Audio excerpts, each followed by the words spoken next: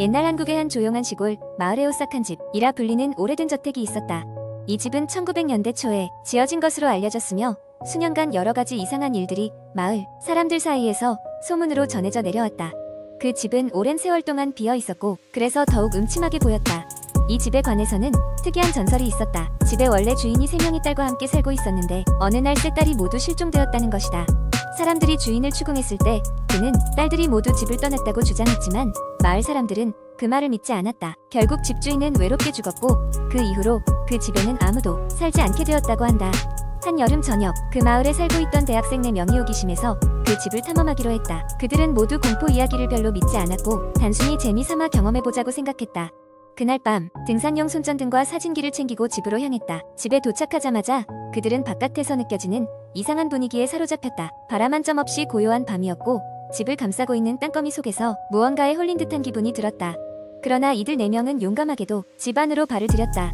첫 번째 방에 들어서자 곧바로 그들의 코를 간지리는 오래된 먼지 냄새와 침울한 공기 그리고 약간의 썩는 냄새가 있었다. 거실로 보이는 고된 낡은 가구와 산산조각난 유리 조각들이 널브러져 있었다. 방안을 조사하는 동안 한 친구가 오래된 피아노에서 뭔가 이상한 점을 발견했다. 그는 피아노를 열어보았고 곧 학원 사이에서 인간의 이빨 같이 생긴 작은 물체를 발견했다. 이상한 불길함에 사로잡힌 그들은 2층으로 발걸음을 옮겼다. 그곳의 한 방에서 소리가 들렸다. 그것은 마치 흐느끼는 소리 같기도 하고 소녀의 웃음소리 같기도 했다. 그들은 방문을 열었고 모두 한 걸음 뒤로 물러섰다. 그 방은 옅은 초록색 빛으로 가득 차 있었고 벽에는 어린 소녀의 그림들이 덕지덕지 붙어 있었다.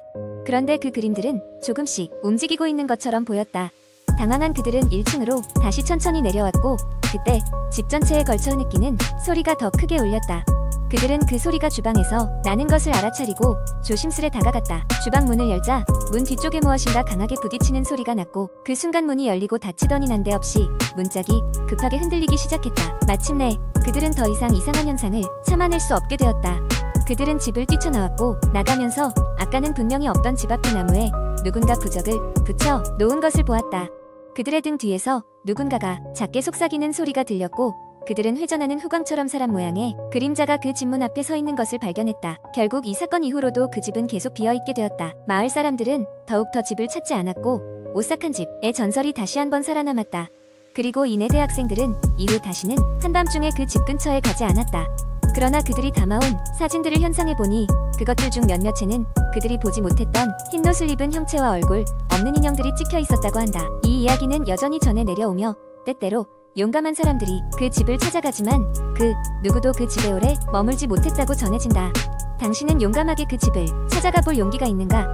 두 번째 이야기. 어느 조용한 시골 마을에 있는 산속에는 오래된 폐가가 하나 있었다. 이 집은 몇십 년 전까지도 한 가족이 살던 곳이었지만 알 수 없는 이유로 그 가족이 하루아침에 자취를 감춘 이후로 마을 사람들은 그 집을 떠올리는 것만으로도 두려워했다. 그 이유 중 하나는 그 집에서 가끔씩 나오는 기묘한 소리와 정체불명의 불빛 때문이었다. 김철수와 그의 친구들은 여름방학을 맞아 시골 할머니 댁에 머물고 있었다. 도시에서의 지루한 일상에서 벗어나 자연 속에서 마음껏 뛰놀고 싶었던 그들은 마을 구석구석을 탐험하기 시작했다.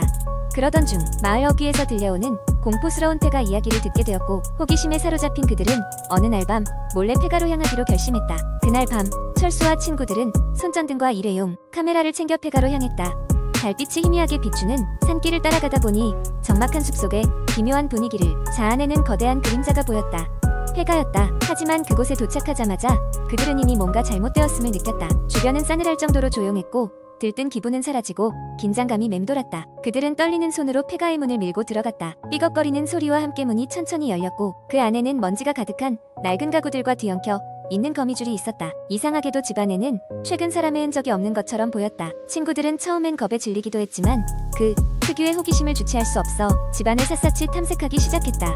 집안의 방 하나하나를 돌아다니며 사진을 찍던 중 그들은 2층으로 올라가는 계단을 발견했다. 위층에서 나긋나긋한 소리가 들려오는 듯하여 그들은 서로 눈짓을 주고받으며 조심스럽게 올라갔다.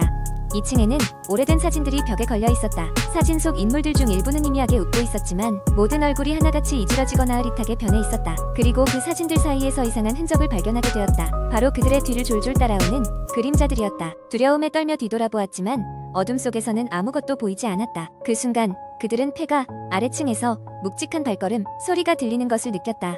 그 소리는 점점 그들 쪽으로 향하고 있었고 철수는 갑작스레 공포에 사로잡혔다. 친구들은 급히 아래층으로 내려가려 했으나 그 발걸음 소리는 언제 그랬냐는 듯 이내 사라져버렸다. 긴장의 끈이 풀리자 허둥지둥 계단 아래로 내려오는 중 그들은 갑작스런 균열 소리와 함께 가파른 계단에서 넘어지고 말았다. 몸이 공중에 뜬 것처럼 느껴지는 순간 철수는 무의식 중에 누군가가 그의 팔을 잡아당기는 감각을 느꼈다.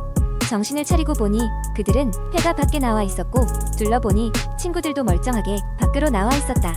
서로의 안위를 확인한 뒤 그들은 혼란스러웠지만 다급히 그곳을 빠져나왔다. 폐가에서 멀어질수록 그 집의 초현실적인 공포가 점점 실체를 잃는 듯했다. 다음날 아침 그들은 어젯밤의 사건을 떠올리며 찍어둔 사진을 확인하기로 했다.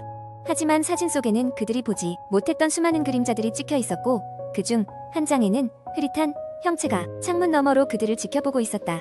그 후로 그들은 더 이상 그 마을에서 폐가에 관한 어떤 이야기나 소문을 듣지 않기로 결심했고 그날 밤의 일을 누구한테도 이야기하지 않기로 했다. 철수와 친구들은 시간이 지나며 점점 그 일을 잊어갔지만 가끔씩 문득 그날 밤 폐가에서 느꼈던 기묘한 압박감과 서늘했던 공기가 생각났다. 그리고 마을 어귀를 지날 때마다 그와 친구들은 언제나 무심코 폐가 쪽을 피하며 걸음을 재촉했다. 그 집은 여전히 그곳에 있었고 마을은 여전히 평화로웠다. 마치 아무 일도 없었다는 듯이. 하지만 그들은 알고 있었다. 그 집은 결코 완전히 비어있지 않다는 것을. 세 번째 이야기. 서울 외곽의 작은 마을에는 오래된 폐가가 하나 있었습니다. 이 폐가는 50년도 더 된 집으로 이제는 잡초가 무성하게 자라고 창문들은 깨져 있었으며 벽은 낡고 금이 가 있었습니다. 마을 사람들은 이 집이 흉가라 부르며 근처에 얼씬도 하지 않았습니다. 이유인즉슨 이 집에는 오래전부터 귀신이 산다고 전해졌기 때문입니다. 한때 이 집에는 차가운 비즈니스를 하던 부유한 가족이 살고 있었는데 어느 날 밤 모종의 이유로 그 가족이 참극을 맞이하게 되었습니다. 이야기에는 여러 가지 버전이 있지만 대개 가족 전체가 흔적도 없이 사라졌다는 이야기로 끝이 납니다. 이 사건 이후로 폐가는 아무도 거주하지 않는 장소가 되었고 이상한 소문이 돌기 시작했습니다. 몇 년 전 젊은 대학생들 5명이 주말을 맞아 마을로 여행을 오게 되었습니다. 이들은 신비롭고 으스스한 장소를 탐험하는 것을 좋아했기 때문에 마을 랜드마크인 흉가에 대해 들었을 때 호기심을 억누를 수 없었습니다. 동네 주민들이 경고했음에도 불구하고 이들은 호기심을 참지 못하고 이른 저녁 해가 지기 시작할 때쯤 그 집을 찾아갔습니다. 폐가에 도착했을 때 그저 이런저런 이야기로 서로를 겁주며 웃어넘기던 이들 앞에 의외로 집은 더욱 깜깜하고 음산해 보였습니다. 입구의 큰 문은 녹슬어 삐걱거리며 열렸고 이들은 손전등에 의지하며 안으로 들어갔습니다. 내부는 먼지와 거미줄로 가득 차 있었고 한때는 화려했을 공간이 지금은 황폐하게 변해 있었습니다. 무언가 강력한 존재가 이미 그 내부를 장악한 것만 같은 기분을 떨칠 수 없었습니다. 그들은 2층으로 올라갔습니다. 계단의 삐걱거림 소리는 그들의 신경을 거슬리게 만들었고 각자가 서로의 가까운 거리를 유지하며 걷고 있었습니다. 그때 갑자기 한 친구가 웃으며 다락을 탐험해보자는 제안을 했습니다. 다른 친구들은 꺼림칙했지만 결국 다락으로 올라가기로 했습니다.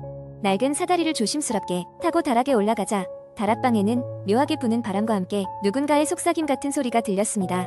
처음에는 서로 장난치는 것이라 여기며 무시했지만 속삭임 소리는 점점 선명해졌고 한 친구가 갑자기 겁에 질려 바깥으로 도망치려 했습니다. 그 순간 다락방의 문이 쾅 소리를 내며 닫혔습니다. 절대 누군가 닫은 것이 아닌데도 문은 열리지 않았습니다. 그들은 깜짝 놀라 손전등을 이리저리 돌렸지만 손전등 불빛이 아무것도 가지 않는 곳에서 검은 그림자가 휘몰아치고 있었고 그 순간 다락에 있던 낡은 장식장이 갑자기 미끄러지듯 그들을 향해 넘어졌습니다.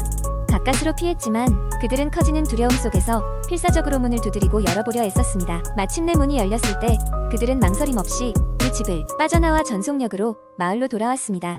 그리고 나서야 이들이 깨달은 것은 처음 폐가에 들어갔을 때 함께했던 친구들 중 한 명이 없다는 사실이었습니다.